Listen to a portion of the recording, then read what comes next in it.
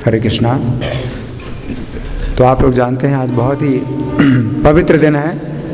भगवान वराहदेव का आविर्भाव हुआ, जिन्होंने इस पृथ्वी को गर्भ समुद्र से ऊपर उठाया है ना, जिस पर हम लोग बैठे हुए हैं, है ना।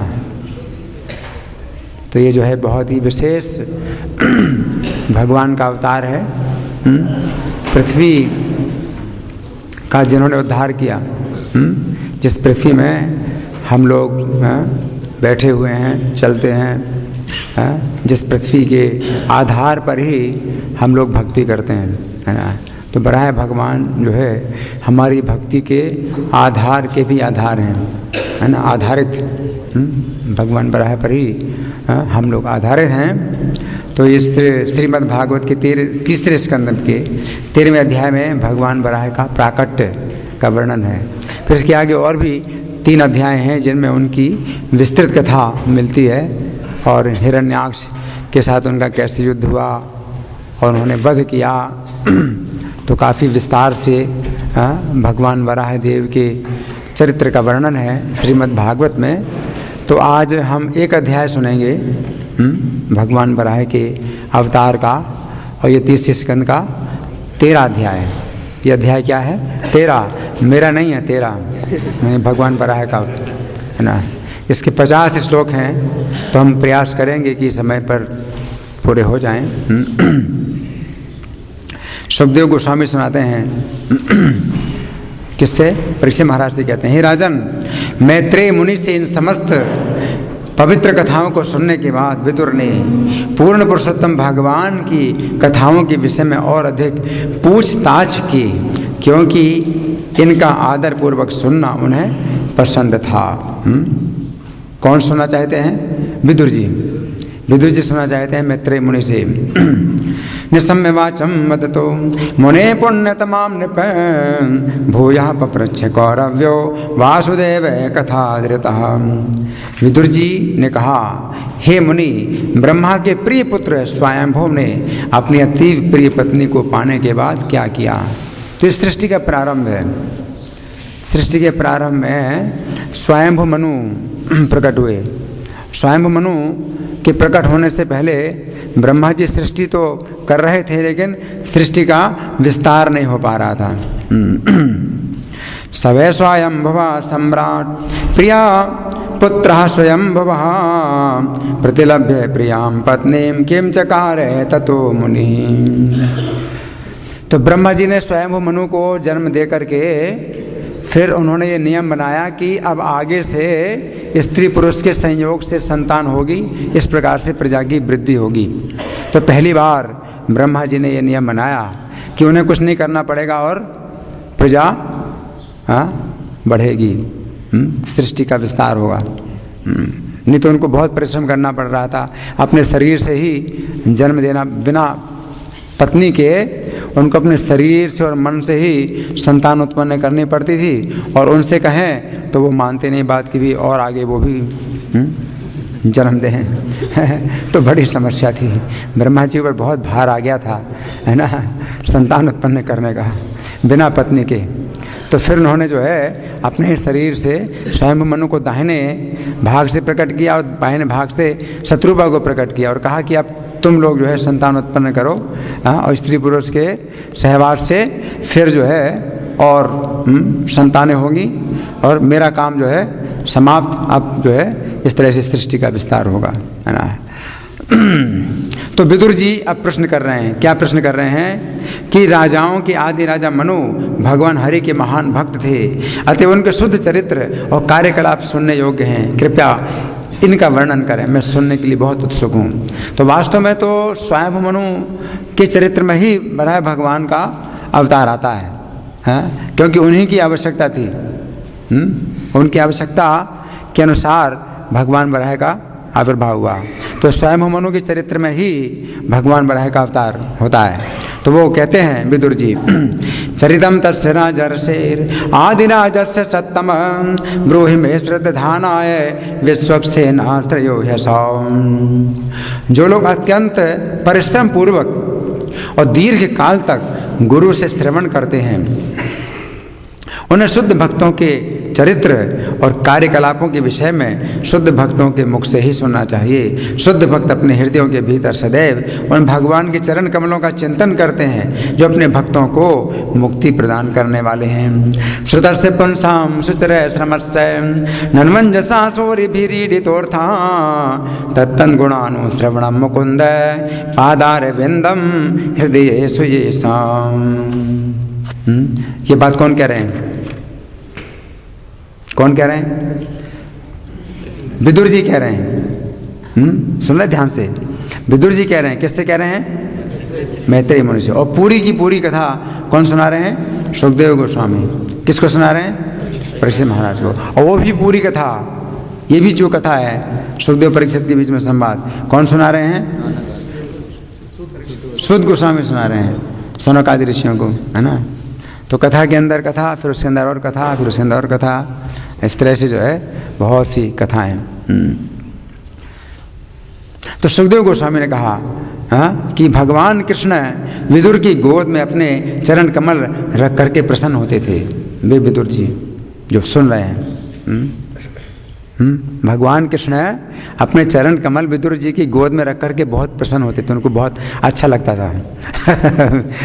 जिसकी गोद में भगवान अपने चरण, मतलब ऊपर बैठे हैं आसन पर और पैर लटकाए हैं, तो विदुर जी अपनी गोद में रख लेते उनके पैरों को और फिर बातचीत करते थे। तो वो विदुर जी सुनना चाहते हैं, क्योंकि विदुर अत्यंत विनीत और सज्जन थे। मैत्रेय मुनि विदुर जी के शब्दों से बहुत प्रसन्न हुए और अपनी आत्मा से प्रभावित होकर उन्होंने बोलना शुरू किया। इति ब्रवाणं विदुरं विनीतं सहस्रशीर्षं चरणोपधानं प्रहश्च रोमा भगवत कथायां प्रणीयमानो मुनिरभ्यचष्ट। प्रहश्च रोमा, मैत्रेय जी के रोम हर्षित हो गए, रोमांच हो गया प्रश्न सुन करके। विदुर जी का प्रश्न सुन करके उनको रोमांच हो गया। तभी तो वो सुनाना चाहते हैं। बहुत प्रसन्न हो गए मैत्रेय मुनि। तो मैत्रेय मुनि ने विदुर जी से कहा कि मानव जाति के पिता मनु अपनी पत्नी समेत अपने प्राकट्य के बाद वेद विद्या के भंडार ब्रह्मा को नमस्कार करके और हाथ जोड़कर बोले। मनु ने कहा, यदा स्वभार्यया सार्धम जाता स्वयं भवो मनु प्रांजलि प्रणतश्चेदम वेद गर्भम भासत। आप सारे जीवों के पिता हैं और जीविका देने वाले हैं। आप ही सब जीवों के पिता हैं और सब जीवों की जीविका देने वाले हैं, क्योंकि सभी आपसे उत्पन्न हुए हैं। कृपा करके हमें आदेश दें कि हम किस सेवा किस प्रकार करें, हम आपकी सेवा किस प्रकार करें। किंकर, उसको कहते हैं किंकर। क्या करूं? किम कर, क्या करूं, उसको किंकर बोलते हैं। तो स्वयं मनु जो है ब्रह्मा जी से कहते हैं, त्वमेकः सर्वभूतानां जन्मकृत मृत्युदः पितां तथापि न प्रजानां ते शुश्रूषा केन वा भवेत्। हे आराध्य, आप हमें अपनी कार्य क्षमता के अनुसार कार्य करने के लिए आदेश दें। हमारे लायक क्या सेवा है जो हम कर सकें हमारी क्षमता के अनुसार। तो ये प्रश्न किया जाता है, जिससे हम इस जीवन में यश प्राप्त करें, अगले जीवन में प्रगति प्राप्त करें। तद्विधेहि नमस्तोभ्यम कर्मस्वीड्यात्मशक्तिषु यत्कृत्वे यशो विश्वं अमुत्र च भवेत् गतिः। तो ब्रह्मा जी कहते हैं, हे प्रिय पुत्र, मैं तुमसे अति प्रसन्न हूँ। मैं तुम्हारे और तुम्हारी पत्नी दोनों के ही कल्याण की कामना करता हूँ। तुमने मेरे आदेशों के लिए अपने हृदय में बिना सोचे विचारे अपने आप को मेरे शरणागत किया है। ब्रह्मा जी कह रहे हैं, मैं बहुत प्रसन्न हूँ। प्रीतस्तुभ्यम हम तात स्वस्तिस्तान्वाम क्षितीश्वर निर्वली के हृदय साधिमेत्यान मनार्पितम। हे वीर, तुम्हारा उदाहरण पिता पुत्र संबंध के सर्वथा उपयुक्त है। आदर्श पुत्र स्वयं मनु से कहते हैं। कौन कह रहे हैं? ब्रह्मा जी। तुम्हारा जो है उदाहरण आदर्श है, पुत्र ऐसा होना चाहिए। बड़ों की इस तरह पूजा करनी चाहिए। जो ईर्ष्या के परे है और विवेकी है, वो अपने पिता के आदेश को प्रसन्नतापूर्वक स्वीकार करता है और अपनी पूरी सामर्थ्य से उसे करता है। एतावत्यात्मजैर्वीर कार्याय पचितिर्गुरौ शक्त्या प्रमत्तैर्गृह्येत सादरं गतिमत्सरे। क्योंकि तुम मेरे अत्यंत आज्ञाकारी पुत्र हो, इसलिए मैं तुम्हें आदेश देता हूँ कि तुम अपनी पत्नी के गर्भ से अपने ही समान योग्य संतान उत्पन्न करो। तुम पूर्ण पुरुषोत्तम भगवान की भक्ति के सिद्धांतों का पालन करते हुए सारे जगत पर शासन करो और इस तरह यज्ञ करके भगवान की पूजा करो। सुतमस्यात्म पत्यानि सदृशान्यात्मनो गुण उत्पाद सास धर्मेण गाम यज्ञ पुरुषम यजय। हे राजन, यदि तुम भौतिक जगत में जीवों को उचित सुरक्षा प्रदान कर सको तो मेरे प्रति ये सर्वोत्तम सेवा होगी। भौतिक जगत के जीवों को उचित सुरक्षा क्या है? एक तो अनुचित सुरक्षा है, शरीर की सुरक्षा हो रही है और आत्मा जा रही नरक में। तो आजकल का शासन इसी प्रकार का है कि शराब है, मांस है, व्यभिचार है, इसे शरीर को तो सुख दे रहे हैं और आत्मा नरक में जाए। तो आजकल का जो शासन है उसी प्रकार का है। तो ये उचित सुरक्षा थोड़ी है कि शरीर की सुरक्षा करे और आत्मा जा रही नरक में, है ना। उचित सुरक्षा यदि तुम प्रदान कर सको, यानी आत्मा की भी, शरीर की सुरक्षा और आत्मा की सुरक्षा, आध्यात्मिक सुरक्षा भी। तो ये मेरी सर्वश्रेष्ठ सेवा होगी। परम शुश्रूषणम मह्यम श्यान प्रजा रक्षयान पै भगवान ते प्रजा भर्तुर ऋषिकेशो नु तुष्यति। पूर्ण पुरुषोत्तम भगवान जनार्दन ही समस्त यज्ञों को स्वीकार करने वाले हैं। यदि वे तुष्ट नहीं होते तो प्रगति के लिए किया गया मनुष्य का परिश्रम व्यर्थ है। वे चरम आत्मा हैं, अतएव जो व्यक्ति उन्हें तुष्ट नहीं करता वो निश्चय ही अपने हितों को नष्ट करता है, अपना हित नष्ट करता है, अपना कल्याण नष्ट करता है। ये साम न तुष्टो भगवान यज्ञलिंगो जनार्दनः तेषां श्रमो ह्यपार्थाय यदात्मानादृतः स्वयं। तो मनु ने कहा, हे सर्वशक्तिमान प्रभु, हे समस्त पापों के संहर्ता, मैं आपके आदेशों का पालन करूंगा। कृपया मुझे मेरा और मुझसे उत्पन्न जीवों के बचने के लिए स्थान बतलाइए। मैं भी रहूं, ऐसा स्थान बताइए जहां मैं भी रहूं और मेरे से उत्पन्न जीव भी रहें, क्योंकि अब तो बहुत बड़ी सृष्टि होने वाली है ना। अब आपका तो कुछ काम नहीं है, काम तो अब जो है मतलब आगे चलता जाएगा परंपरा के द्वारा। सृष्टि की परंपरा अब तो शुरू हो गई, लेकिन अब स्थान चाहिए, स्थान तो बड़ा चाहिए। बड़ा स्थान चाहिए मेरे रहने के लिए और आगे की जितनी संतान है रहने के लिए। आदेशे हम भगवतो वर्तेयामि वसुधन स्थानम तुहानु जानी ही प्रजानाम मम चा प्रभु। हे स्वामी, विशाल जल में डूबी हुई पृथ्वी को ऊपर उठाने का प्रयास करें, क्योंकि सारे जीवों का निवास स्थान है। ये आपके प्रयास से और भगवान की कृपा से ही संभव है। हमारी शक्ति नहीं है पृथ्वी को ऊपर उठाने की। यदोकः सर्वभूतानां महीमग्ना महाम्भसी अस्या उद्धरण यत्नो देव देव्या विधीयताम। तात्पर्य प्रभुपाद लिखते हैं कि ये समुद्र में जो पृथ्वी डूबी है ये गर्भ समुद्र है जो ब्रह्मांड के आधे भाग में भरा हुआ है। वो समुद्र एक दूसरा ही समुद्र है। ये पृथ्वी के अंदर 7 समुद्र हैं। तो पृथ्वी में इनमें थोड़ी डूबेगी। पृथ्वी में जो 7 समुद्र हैं इनमें थोड़ी पृथ्वी डूबेगी हैं। और समय 7 समुद्र थे भी नहीं। ब्रह्मा भगवान ने पृथ्वी का उद्धार किया तो 7 समुद्र और 7 द्वीप नहीं थे। महाराज प्रियव्रत ने भी पृथ्वी का पालन किया, है ना। तो 7 समुद्र 7 द्वीप नहीं थे, लेकिन उन्होंने सुमेरु पर्वत की 7 परिक्रमा की, छोटी परिक्रमा फिर और बड़ी फिर और बड़ी। इस तरह 7 क्या बन गए वो गड्ढे। कैसे गड्ढे? रिंग टाइप के, वलय आकार के 7। एक परिक्रमा छोटी फिर बड़ी फिर और बड़ी, ऐसे 7 द्वीप 7 समुद्रों में पृथ्वी विभाजित हुई महाराज प्रियव्रत के समय में। पृथ्वी के समय में भी पृथ्वी में 7 समुद्र 7 द्वीप नहीं थे, है ना। तो ये समुद्र नहीं है जिसमें पृथ्वी डूबी हुई थी, है ना। कि ये समुद्र सबसे छोटा है। ऐसे ही बड़े बड़े समुद्र जो दिखाई नहीं पड़ रहे हैं पृथ्वी में है। और एक समुद्र से दूना, फिर उससे भी दूना, ऐसे 7 समुद्र, एक से एक दूने 7 समुद्र हैं। तो उनमें पृथ्वी नहीं डूबी थी, प्रभुपाद कहते हैं गर्भ समुद्र में डूबी थी। श्री मैत्रेय ने कहा, इस प्रकार पृथ्वी को जल में डूबी हुई देखकर ब्रह्मा दीर्घ काल तक सोचते रहे, इसे किस प्रकार उठाया जा सकता है। ब्रह्मा जी क्या चिंता ही कर सकते हैं और क्या कर सकते हैं। परमेष्ठितोपाम मध्य तथा सन्नाम वेक्षकाम कथमे नाम समुन्नेश्य इति धिया चिरम। ब्रह्मा जी ने सोचा, मैं सृष्टि के कार्य में लगा हुआ था तो पृथ्वी डूब गई और समुद्र के गर्त में चली गई। हम लोग जो सृजन के कार्य में लगे हैं, भला क्या कर सकते हैं। सर्वोत्तम यही होगा कि सर्वशक्तिमान भगवान हमारा निर्देशन करें।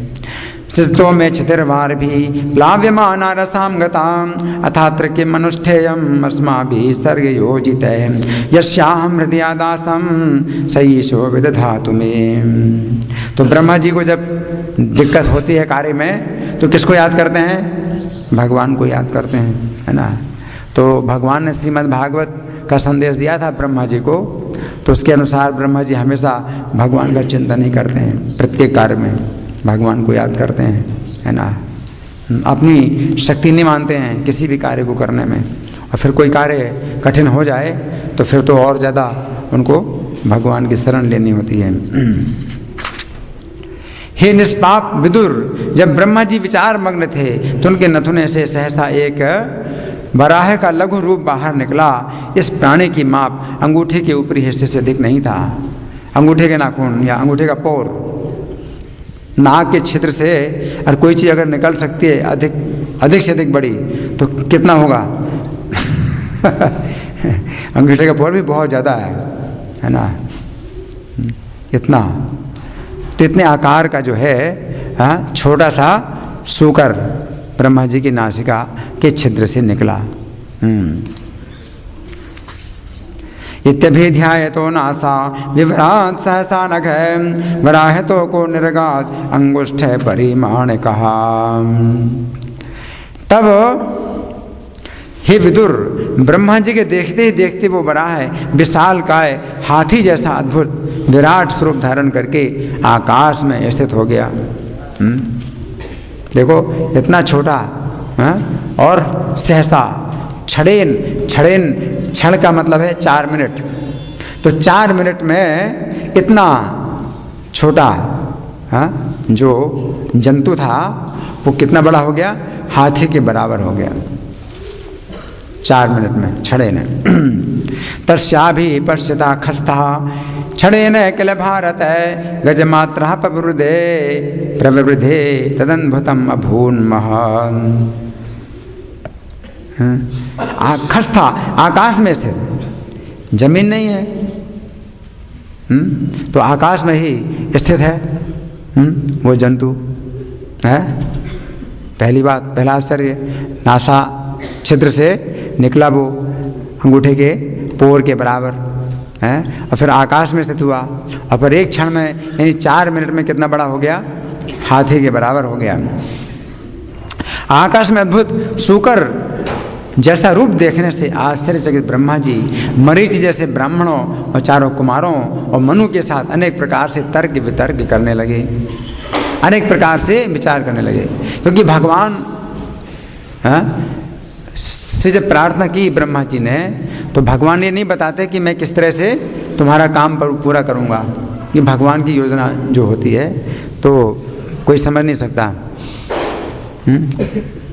तो भगवान ने ये सूचना नहीं दी ब्रह्मा जी को कि देखो मैं क्या करने वाला हूँ। उन्होंने प्रार्थना की और एक जंतु निकला उनकी नासा क्षेत्र से और आकाश में स्थित होकर के हाथी के समान हो गया। तो ब्रह्मा जी तर्क वितर्क कर रहे हैं, विचार कर रहे हैं, किनके साथ में, अपने पुत्रों के साथ, मरीचि आदि और 4 कुमार हैं और मनु विचार कर रहे हैं, एक दूसरे के साथ विचार कर रहे हैं। किसके बारे में, ये कौन जंतु है। मरीचि प्रमुखैर्विप्र कुमारैर्मनुना सह दृष्ट्वा तत्सौकरम रूपम तर्कयामास चित्रधा। कि भगवान को नहीं पहचान सकते जब तक भगवान ना अपने को जनाए, तब तक कौन जान सकता है भगवान को। केवल विचार कर रहे हैं। ऐसे एकदम से नहीं कह सकते भगवान है, कौन है? तो ये जो है विचार कर रहे हैं कि कौन हो सकते हैं, ये कौन हो सकते हैं। क्या सूकर के बहाने से कोई दिव्य व्यक्ति आया है? ये अत्यंत आश्चर्यप्रद है कि मेरी नासा छिद्र से निकला है। कि मैं तत्सूकर व्याजम सत्वम दिव्यम अवस्थितम अहो बताश्चर्यमिदम नासायाम एव निस्तृतम। तो ब्रह्मा जी को आश्चर्य हो कि मेरी नासा छिद्र से उत्पन्न हुआ है, मैंने उत्पन्न नहीं किया। ब्रह्मा जी जो उत्पन्न करते हैं तो उनको पता होता है कि कौन उत्पन्न हो रहा है। उन्होंने भी उत्पन्न किया अपने शरीर से, मन से मरीचि को उत्पन्न किया, चार कुमारों को भी अपने मन से उत्पन्न किया। तो उनको पता चलता है। लेकिन इस जंतु को उन्होंने उत्पन्न नहीं किया, बल्कि उनकी नासा छिद्र से निकला और फिर आकाश में स्थित भी हो गया।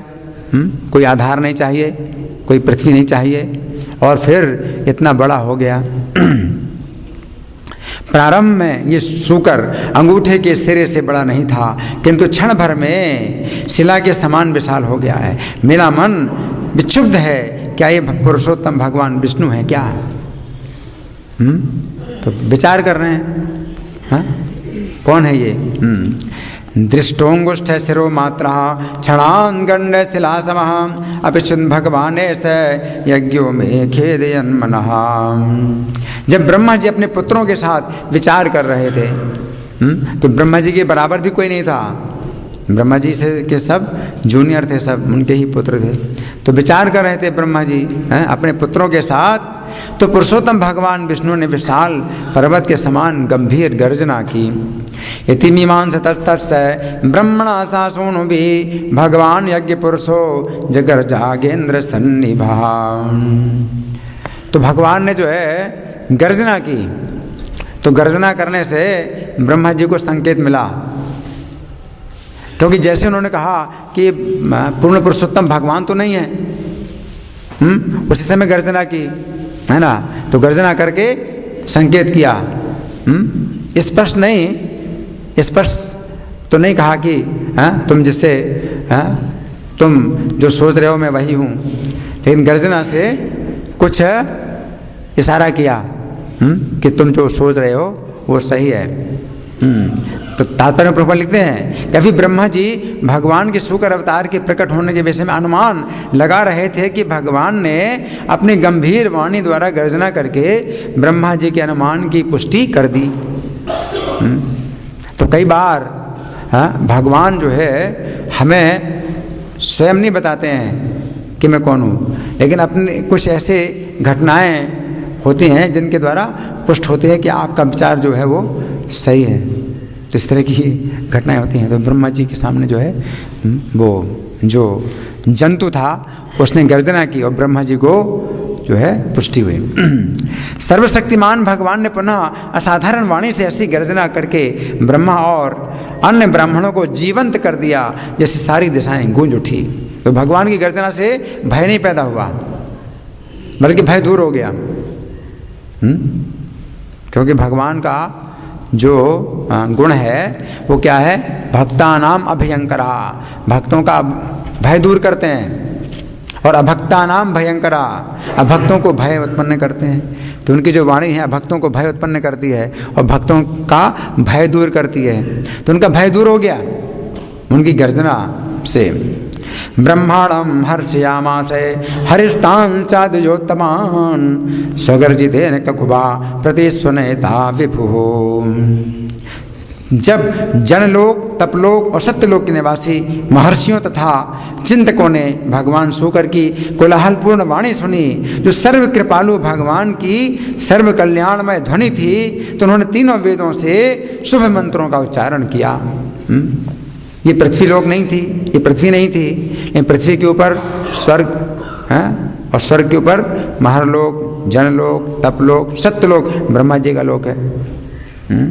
तो उन लोक के निवासियों ने जब ये ध्वनि सुनी, भगवान की गर्जना की ध्वनि सुनी, तो उन्होंने वेद मंत्रों से उनका जो है स्तवन शुरू किया। निशम्यते घर घरितम सुखेदय छैष्णुमाया मैसु करस्य जनस्तपः सत्य निवासिनस्ते त्रिभी पवित्रैर्मुनियो गृणस्मः। हाथी के समान क्रीड़ा करते हुए वे महान भक्तों द्वारा की गई वैदिक स्तुतियों के उत्तर में पुनः गर्जना करके जल में घुस गए। वेद मंत्रों से स्तुति की तो भगवान और गर्जना कर रहे हैं। मतलब ये संकेत कर रहे हैं कि हाँ सही है, मेरी ही स्तुति हो रही है। तो भगवान जो है भय उत्पन्न नहीं कर रहे हैं, उनका भय दूर कर रहे हैं, उनकी शंका दूर कर रहे हैं। तो इस वैदिक स्तुतियों को सुन करके भगवान जो है इस तरह की गर्जना कर रहे हैं। और हाँ, भगवान वैदिक स्तुतियों के लक्ष्य हैं, अतः वे समझ गए कि भक्तों की स्तुतियाँ उन्हीं के लिए की जा रही हैं। समझ गए और उन भक्तों को भी समझा दिया कि हाँ तुम्हारी जो स्तुतियाँ हैं मेरे ही लिए हैं, मैं ही हूँ। जिनकी तुम स्तुति कर रहे हो वो मैं ही हूँ। तो भगवान जो है अपनी गर्जना के द्वारा उत्तर दे रहे हैं। मनुष्य की बोली नहीं बोल रहे हैं भगवान। पशु का जैसा चेष्टाएं, पशु की जैसी चेष्टाएं कर रहे हैं भगवान। लेकिन भक्तों को पता चल गया कि कौन है, पशु के रूप में कौन है, भगवान है। तेषां सतां वेद वितान मूर्तिर् ब्रह्मावधार्यात्म गुणानुवादं विनद्य भूयो विबुधो दयाय गजेंद्र लीलो जलमा विवेश। पृथ्वी का उद्धार करने के लिए जल में प्रवेश करने के पूर्व भगवान बराह है अपनी पूंछ फटकारते हैं। पूंछ फटकारते हैं, चट चट, हाँ जैसे रस्सी को आप फटकारते हैं तो चट चट होता है ना, तो पूंछ को फटकारते हैं। हाँ पूंछ को फटकारते और कड़े बालों को हिलाते हुए आकाश में उड़े। जब पानी में कूदना है तो पहले आकाश में ऊपर गए, ऊपर से और ऊपर, ऊपर तो थे ही और ऊपर गए, आकाश में उड़े। उनकी चितवन चमकीली थी, आंखें आंखें चमकीली होती हैं। बिल्ली की आंखें भी चमकीली होती हैं, अंधेरे में चमकती हैं। फिर भगवान बड़ा है ना, कितनी चमक होगी। उनकी आंखें चमकीली थीं। उन्होंने अपने खुरों से और सफ़ेद दाढ़ों से आकाश में बादलों को बिखरा दिया। और चित्त वाला खचरा कठोरा सटा विधुन्वन खररोम सुप्तं खुरा हताभ्रा सतदंश इच्छा ज्योतिर्बभा से भगवान महीध्रा।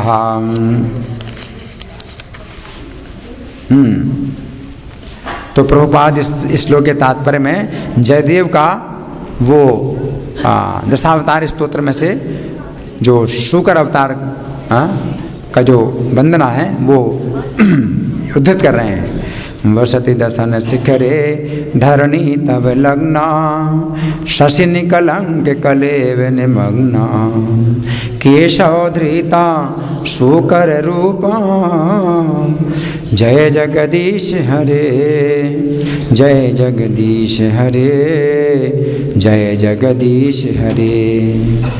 भगवान केशव की जय हो जो शुकर के रूप में प्रकट हुए। पृथ्वी उनके दांत के बीच में ऐसी लगती है जैसे चंद्रमा में कलंक का चिन्ह हो। चंद्रमा में कलंक, उनका दांत चंद्रमा के समान चमकीला है और पृथ्वी जो है कलंक के समान चंद्रमा में जैसे कलंक हो ऐसी लगती है दांत में लगी हुई। वे साक्षात परम प्रभु विष्णु थे, अतएव दिव्य थे। फिर भी शुकर का शरीर होने से उन्होंने पृथ्वी को उसकी गंध से खोजा। तो भगवान को किसी काम को करने के लिए हजारों उपाय होते हैं, है ना। लेकिन चूंकि शुकर के रूप में है तो शुकर सूंघ सूंघ करके जो है पता लगाता है किसी चीज़ को, है ना। तो भगवान जो है समुद्र के अंदर भी सूंघते हैं। आप तो पानी के अंदर सूंघ भी नहीं सकते हैं पानी अंदर चला जाएगा तो भगवान जो है पानी के अंदर भी सूंघ सूंघ करके पृथ्वी को खोजते हैं। पृथ्वी में गंध है, पुण्यो गंधा पृथिव्याम चा। पृथ्वी में एक गंध है, एक गुण है जो अन्य तत्वों में नहीं है, जल में नहीं है, वायु में नहीं है, अग्नि में नहीं है, आकाश में नहीं है। गंध पृथ्वी में ही है केवल, है ना। हवा में गंध जो होती है वास्तव में हवा की गंध नहीं होती है, गंध को वो वहन करता है, केवल एक स्थान से दूसरे स्थान में ले जाता है वायु, हाँ, इसलिए उसको गंध वह कहा जाता है गंध को। लेकिन वायु में गंध नहीं होती, गंध पृथ्वी में ही होती है। पानी में भी गंध नहीं होती।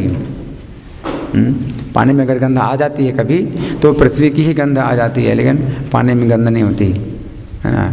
पृथ्वी में ही गंध होती है और उस गंध के द्वारा ही भगवान पृथ्वी को खोज रहे हैं जल के अंदर। उनकी दाढ़ें अत्यंत भयावनी थी। दाढ़ें मतलब दांत, मुंह से बाहर निकलना है, 2 दांत मुंह से बाहर निकले हुए।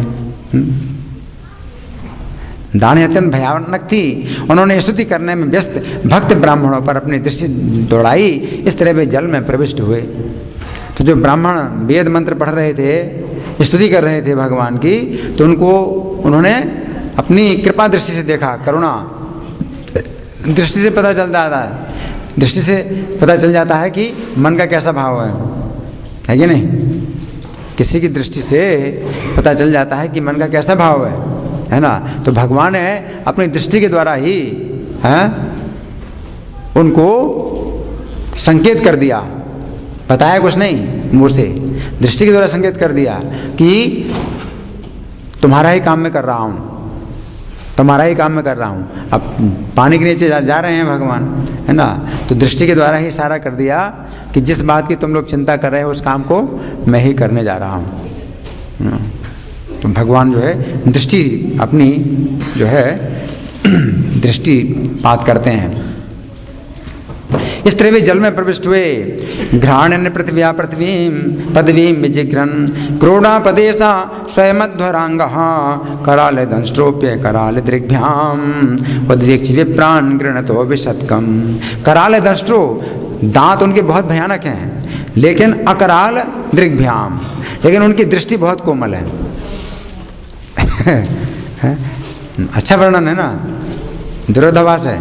दांत उनके जो है बाहर जो निकले हैं वो बड़े भयानक हैं, लेकिन दृष्टि बहुत कोमल है। तो अपनी कोमल दृष्टि से देखते हैं, किनको देखते हैं, जो उनकी स्तुति कर रहे हैं, कि तुम लोगों का भय दूर करने के लिए, तुम लोगों की चिंता दूर करने के लिए ही मेरा अवतार हुआ है। और पानी में प्रवेश करते हैं। नहीं तो लोग सोचेंगे पानी में क्यों प्रवेश कर गए, क्या अब क्या करेंगे, पता नहीं क्या करेंगे क्या नहीं करेंगे, है ना। तो उनको जो है भगवान बताते हैं। तात्पर्य प्रभुपाद लिखते हैं, हमें सदैव स्मरण रखना होगा कि यद्यपि शूकर का शरीर भौतिक होता है, किंतु भगवान का शूकर रूप भौतिकता से कलमशग्रस्त नहीं है। आगे, पर्वत की भांति जल में प्रवेश करते हुए भगवान वराह ने समुद्र के मध्य भाग को विभाजित कर दिया। जैसे दो ऊंची लहरें समुद्र की भुजाओं की तरह प्रकट हुई, जो उच्च स्वर से आर्तनाद कर रही थी, मानो भगवान से प्रार्थना कर रही हूँ, हे समस्त यज्ञों के स्वामी, कृपया मेरी रक्षा कीजिए। है ना, गौरांग और नित्यानंद दोनों ऐसे कर रहे हैं ना। तो ये हम लोगों को दिखा रहे हैं कि हमें शरण लेना है तो इस तरह से शरण लेना है, दोनों हाथों पर उठा करके। और भगवान जो है बराह रूप में, मतलब उनकी लंबाई इतनी बड़ी थी कि पूरे समुद्र के आर पार करीब लंबाई हो गई। तो ऐसे बीच में जब वो प्रवेश करते हैं तो उनका इतना बड़ा शरीर एकदम से प्रवेश करते हैं तो 2 लहरें उठी, क्योंकि पानी को जब पानी हटाया तो पानी ऊपर उठेगा ही। तो वो 2 लहरें ऐसी, मतलब एक लहर एक दीवार की तरह, दूसरी दीवार की 2 दीवारें, लहरों की 2 दीवारें जो है, मतलब ऐसे समुद्र की उठी जैसे समुद्र जो है अपने दोनों हाथ उठा रहा हो। 2 दीवारों के रूप में 2 हाथ उठा रहा है। क्या कह रहा है कि हे भगवान मेरी रक्षा करो, है ना। तो ये भक्ति की दृष्टि है कि जगत में कोई घटना होती है तो भक्ति की दृष्टि में जो है वो ऐसा भाव होता है कि देखो ऐसा लग रहा है, अपनी अपनी दृष्टि होती है ना। तो ये जो है सवज्रकूटांग निपात वेग विशीर्ण कुक्षिस्तनयन्न धनवान उत्सृष्ट दीर्घोर्मी भुजय रिवार्तन चुक्रोश यज्ञेश्वर पाहि मेति। पाहि माम ये शब्द होते हैं शरणागति के। क्या? त्राहि माम पाहि माम, त्राहि माम पाहि माम, समुद्र कर रहा है ऐसे, त्राहि माम पाहि माम। इस तरह से भगवान वराह है तीरों के जैसे नुकीले अपने खुरों से जल में घुस गए, उन्होंने अथाह समुद्र की सीमा पाली। इतना नीचा समुद्र है 50 करोड़ योजन। 50 करोड़ योजन का अगर ब्रह्मांड है तो आधा ब्रह्मांड भरा है तो 25 करोड़ योजन की गहराई है समुद्र की, गर्भ समुद्र की। और इसमें योजन तो एक योजन में 12 का गुणा करें तो किलोमीटर होते हैं। तो 25 करोड़ में 12 से गुणा करें कितना होगा? 300 करोड़ किलोमीटर। और वो जो है नीचे चले गए पानी के नीचे। और वो पानी भी जो है मतलब भारी पानी है, नीचे जाना आसान थोड़ी है। तो अपने खुरों से पानी को जल्दी हटा करके और नीचे चले गए, बहुत नीचे चले गए। और समुद्र की सीमा पाली, समुद्र की सीमा पाली। ब्रह्मा जी भी समुद्र के नीचे गए लेकिन सीमा नहीं पाए, वो फिर आ गए ऊपर। भाई ऐसे तो नहीं पता चलेगा। फिर पानी में तप शब्द हुआ, तब तपस्या की, तब उन्होंने भगवान का दर्शन कर पाया, है ना, गर्भोदक्षाई विष्णु का। लेकिन भगवान बड़ा है, चले गए सीधे नीचे चले गए हैं। और जमीन पाली उन्होंने, जमीन पाली और समस्त जीवों की विश्राम स्थली पृथ्वी को उसी प्रकार पड़ी देखा जिस तरह वो सृष्टि के प्रारंभ में थी। उन्होंने स्वयं उसे ऊपर उठा लिया। भगवान बराह ने बड़ी आसानी से पृथ्वी को अपनी दाढ़ों में ले लिया। दाढ़ मतलब दांत, 2 दांत में से भी एक ही दांत में उठा लिया।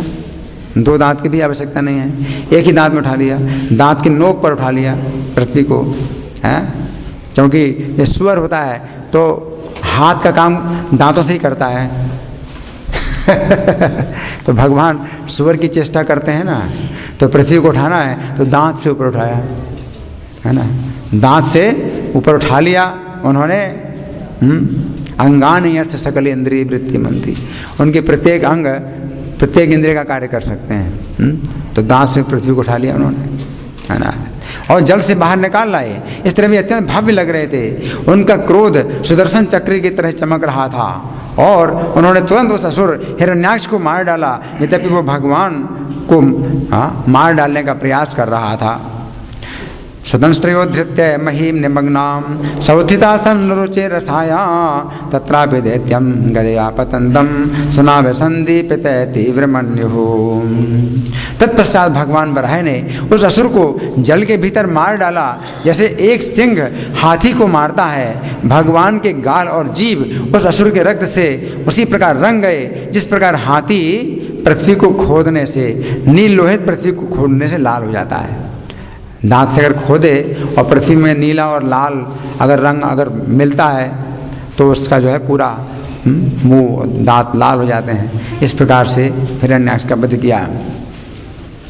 तब हाथी की तरह क्रीड़ा करते हुए भगवान ने पृथ्वी को अपने सफ़ेद दांतों के किनारे पर अटका लिया। उनके शरीर का वर्ण तमाल वृक्ष जैसा नीलाभ हो गया। तब ब्रह्मा इत्यादि ऋषि उन्हें पूर्ण पुरुषोत्तम भगवान समझ सके, उन्हें सादर नमस्कार किया। सारे ऋषि अपने अति आदर के साथ बोल पड़े, हे समस्त यज्ञों के भोक्ता, आपकी जय हो। आप साक्षात वेदों के रूप में विचरण कर रहे हैं। आपके शरीर के रोमकूप में सारे समुद्र समाये हुए हैं। सोचिए, रोमकूप में समुद्र है ना। रोमकूपों से पसीना निकलता है ना हमारे, तो हमारे रोमकूपों में पानी होता है तभी तो निकलता है। और भगवान के रोमकूप में कितना पानी है? समुद्र। एक एक रोमकूप में एक एक समुद्र भगवान के रोमकूपों में सारे समुद्र समाये हुए हैं। आपने किन्हीं कारणों से पृथ्वी का उद्धार करने के लिए अब शुकर का रूप धारण किया है। मैं श्लोक नहीं पढ़ पाऊंगा क्योंकि समय बहुत कम है। हे प्रभु, आपका स्वरूप यज्ञ संपन्न करके पूजा के योग्य है, किंतु दुष्ट इसे देख पाने में असमर्थ हैं। गायत्री और अन्य सारे वैदिक मंत्र आपकी त्वचा हैं। 7 प्रकार की त्वचा होती है हमारे शरीर में, तो 7 प्रकार के जो वैदिक मंत्र हैं, छंद, वो जो है आपकी 7 प्रकार की त्वचा है। आपके शरीर के जो रोए हैं वो कुशा है। कुशा, यज्ञ में जो है कुशा की बहुत आवश्यकता होती है। तो कुशा कहाँ से उत्पन्न हुई? भगवान के शरीर के रोए से। आपकी आँखें घी हैं, आपकी आँखों में घी है। हमारी आँखों में भी निकलता है ना कुछ तरल पदार्थ, वो अशुद्ध होता है। भगवान की आँखों से जो है वो घी भगवान की उन आँखों से निकला है। आपकी आंखों में घृत है, और आपके 4 पैर 4 प्रकार के होत्र हैं, चातुर्होत्र। ये 4 प्रकार के कर्म हैं यज्ञ में, चातुर्होत्र आपके 4 पैर हैं। हे प्रभु, आपके जीव यज्ञ का पात्र है, स्त्रक जीवा। तो स्त्रक जो यज्ञ का पात्र होता है तो वो उसी आकार का होता है, तो आपके जीव से उत्पन्न हुआ। आपका नथुना यज्ञ का अन्न पात्र श्रुवा है। श्रुवा एक पात्र होता है, वो नासिका के 2 छिद्र हैं उसी प्रकार का होता है, तो वो श्रुवा। और आपके कानों से जो है चमस एक दूसरा पात्र होता है, चमस यज्ञ का पात्र है ना, तो चमस आपके कान के आकार में है, तो आपके कान से उत्पन्न हुआ है। और ब्रह्मा जी का यज्ञ पात्र प्राश्चित्र है, आपका मुख है, आपका मुख जो है, और आपका गला यज्ञ पात्र है, एक दूसरा यज्ञ पात्र है जिसमें सोम रखा जाता है, और आप जो चबाते हैं वो अग्निहोत्र कहलाता है। आपका चबाना ही अग्नि में जो चट चट की आवाज़ होती है ना जब आहुति डालते हैं, तो आपका चबाना है, आपका चबाना जो कर्म है ये अग्नि। इस प्रकार से हे प्रभु, इसके साथ ही साथ सभी प्रकार की दीक्षा के लिए आपके बारंबार प्राकट्य की आकांक्षा भी है। आपकी गर्दन तीनों इच्छाओं का स्थान है। गर्दन में 3 रेखाएं होती ना, है ना, तो 3 प्रकार की दीक्षा यज्ञ की वो है। आपकी जिह्वा दीक्षा के पूर्व का कार्य है। आपका सिर यज्ञ रहित अग्नि और पूजा की अग्नि है। आपकी जीवन शक्ति समस्त इच्छाओं का समुच्चय है। हे प्रभु, आपका वीर सोम नामक यज्ञ है। आपकी वृद्धि प्रातःकाल संपन्न किए जाने वाले अनुष्ठान हैं। आपकी त्वचा और स्पर्श अनुभूति अग्निष्टोम यज्ञ के 7 तत्व हैं। आपके शरीर के जोड़े 12 दिनों में किए जाने वाले विविध यज्ञ हैं। अतएव आप सोम नामक सभी यज्ञों के लक्ष्य हैं, एकमात्र यज्ञों से बंधे हुए हैं।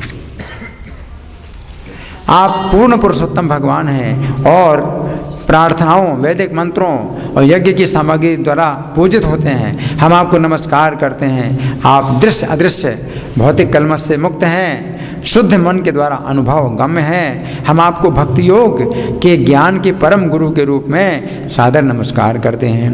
नमो नमस्ते अखिल मंत्र देवता द्रव्याय सर्व कृतवे क्रियात्मने वैराग्य भक्त्यात्म जयानुभावित ज्ञानाय विद्या गुरवे नमो नमः। हे पृथ्वी को उठाने वाले, आपने जिस पृथ्वी को पर्वतों समेत उठाया है वो बहुत सुंदर लग रही है। जिस तरह जल से बाहर आने वाले क्रुद्ध हाथी के द्वारा धारण की हुई एक कमलिनी हो। हाथी जो है अपनी शक्ति दिखाता है तो कमल का फूल उखाड़ देता है, तो बिना प्रयास के कमल का फूल उखाड़ देता है। तो आपके जो है दांत के ऊपर पृथ्वी इतनी मतलब छोटी लग रही। भगवान बराह का कितना बड़ा रूप होगा कि पृथ्वी जो है कमलनी हाथी के सूंड में जैसे कमलनी उठाई हो। सोचिए कैसा भगवान का रूप होगा। ऐसी हे प्रभु, जिस तरह बादलों से अलंकृत होने पर विशाल पर्वतों के शिखर सुंदर लगते हैं, उसी प्रकार आपका दिव्य शरीर सुंदर लग रहा है क्योंकि आप पृथ्वी को अपने दांत के नोक पर उठाए हुए हैं। हे प्रभु, ये पृथ्वी चराचर दोनों प्रकार के प्राणियों के रहने के लिए आपकी पत्नी है और आप परम पिता हैं। तो पृथ्वी माता है, पृथ्वी माता है और आप परम पिता हैं। हम उस माता पृथ्वी समेत आपको सादर नमस्कार करते हैं। आप अपनी पत्नी के साथ विराजमान दर्शन दे रहे हैं जिसमें आपने अपनी शक्ति स्थापित की है। हे पूर्ण पुरुषोत्तम भगवान, आपके अंदर ऐसा कौन है जो जल के भीतर से पृथ्वी का उद्धार कर सकता है? किंतु ये आपके लिए बहुत आश्चर्यजनक नहीं है क्योंकि ब्रह्मांड के सृजन में आपने अति अद्भुत कार्य किया है। अपनी शक्ति से आपने इस अद्भुत विराट जगत की सृष्टि की है। हे परमेश्वर, निस्संदेह हम जन तप और सत्य लोकों जैसे अति पवित्र लोकों के निवासी हैं। सत्यलोक में ब्रह्मा जी रहते हैं, जनलोक में 4 कुमार रहते हैं, तपलोक में भी ऋषि रहते हैं। तो हम लोग पवित्र स्थानों के निवासी हैं, सत्यलोक, जनलोक, तपलोक। फिर भी हम आपके शरीर के हिलने से, आपके बालों द्वारा छिड़के गए जल की बूंदों से शुद्ध बन गए हैं। पानी से ऊपर उठे तो बाल हिलाते हैं, शरीर हिलाते हैं तो बाल से जो है पानी आता है, है ना। तो पवित्र हो रहे हैं हम लोग, बहुत पवित्र हो रहे हैं। आपके शरीर के बालों से पानी निकल रहा है ना, तो हम लोग पवित्र हो रहे हैं। हे प्रभु, आपके अद्भुत कार्यों की कोई सीमा नहीं है। जो भी व्यक्ति आपके कार्यों की सीमा जानना चाहता है वो मति भ्रष्ट है। आपके कार्य असीम हैं। कोई सोचे ऐसे हो सकता है, वैसे हो सकता है, किसी उपाय से नहीं हो सकता जो भगवान करते हैं जैसे कार्य, है ना। और जो सीमा जानना चाहता है कि नहीं हो सकता है, ऐसे हो सकता है, तो वो मति भ्रष्ट है। जो आपके कार्यों की सीमा जानना चाहता है वो मति भ्रष्ट है। इस जगत में हर व्यक्ति प्रबल योग शक्तियों से बंधा हुआ है। कृपया इन बद्ध जीवों को अपनी अहेतु की कृपा प्रदान करें। मैत्रेय मुनि ने कहा, इस तरह समस्त महर्षियों और दिव्य पुरुषों के द्वारा पूजित होकर भगवान ने अपने खुरों से पृथ्वी का स्पर्श किया, उसे जल में रख दिया। इत्युपस्थि यमानो सौ मुनिभिर ब्रह्मवादि भी सलिले स्वखुराक्रांत उपधत्ता वितावनिम। भगवान ने पृथ्वी को समुद्र के ऊपर कैसे स्थापित किया? अपने खुरों से पानी को अलग किया। सब दिव्य कर्म है भगवान के, पृथ्वी को रखने के लिए हैं। भगवान ने अपने खुरों से पृथ्वी पानी को जो है हटाया, गड्ढा बनाया। तो पानी में आप गड्ढा बना सकते हो? भगवान ने अपने खुरों से पानी में जो है गड्ढा आया।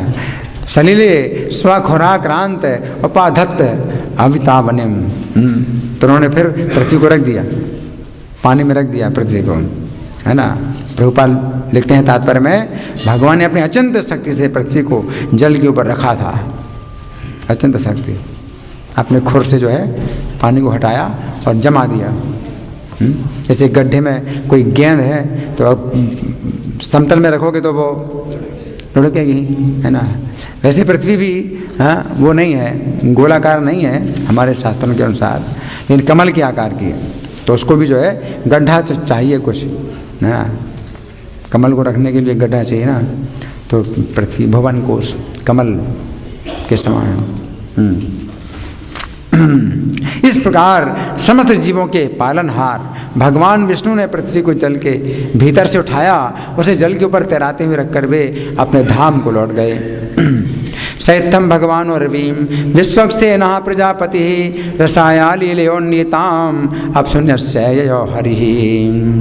यदि कोई व्यक्ति भगवान बराह की इस शुभ और वर्णनीय कथा को भक्ति भाव से सुनता है, कैसी कथा है ये?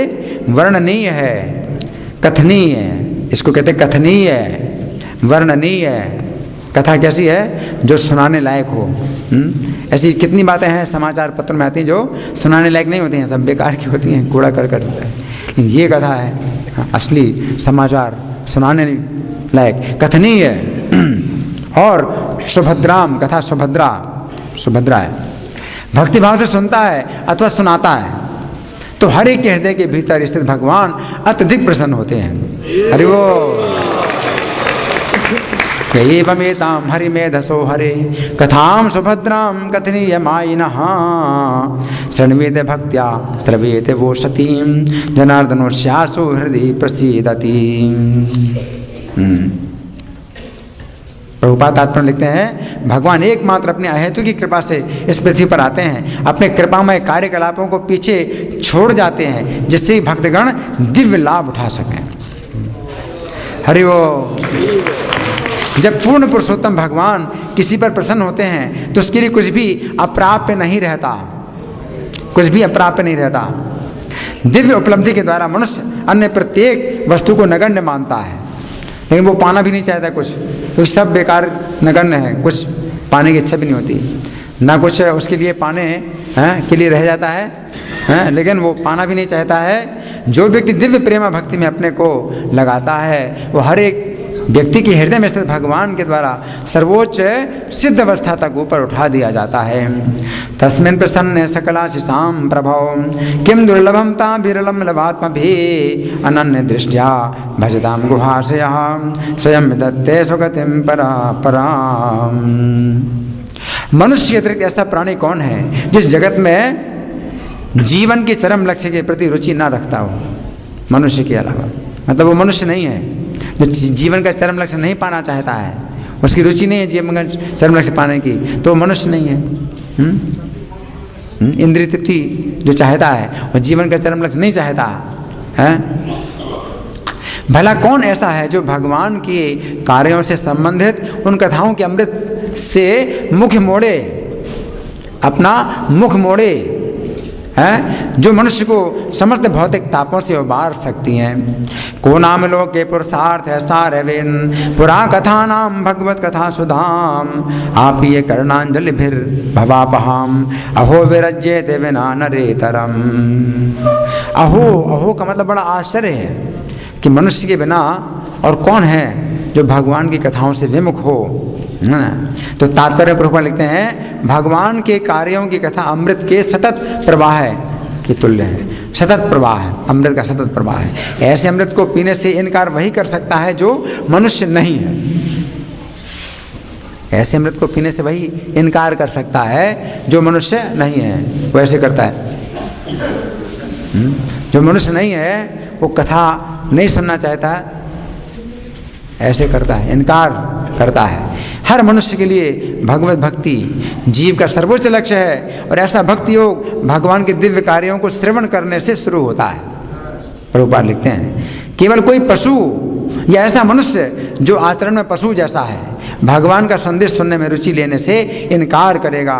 संसार में कथाओं इतिहासों के अनेक ग्रंथ हैं, किंतु भगवान की कथाओं के इतिहासों और कथाओं को छोड़कर उनमें से कोई भी भवताप को कम करने में समर्थ नहीं है। भवताप अतः जो व्यक्ति भौतिक जीवन का निराकरण करना चाहता है उसे भगवान के दिव्य कार्यों के विषय में कीर्तन तथा श्रवण करना चाहिए, अन्यथा उस मनुष्य की तुलना अमनुष्यों से की जाती है। अमनुष्य, मनुष्य नहीं है, आ लगा दे तो नहीं होता ना, अमनुष्य है वो, है ना। इस प्रकार से हमने सुना भगवान बराह का, लेकिन बहुत विस्तृत आगे चरित्र है भगवान का, जिसमें हिरण्याक्ष के साथ युद्ध होता है ना। और हिरण्याक्ष का भी कैसा पराक्रम था उसका भी वर्णन हुआ है। तो आप लोग जो है इसको अपने आप पढ़ सकते हैं, जैसे समय मिले ऐसे पढ़ सकते हैं। अभी आपका किसी का कोई प्रश्न है आप लोगों की ओर से या कोई चर्चा? राधा चरण प्रभु।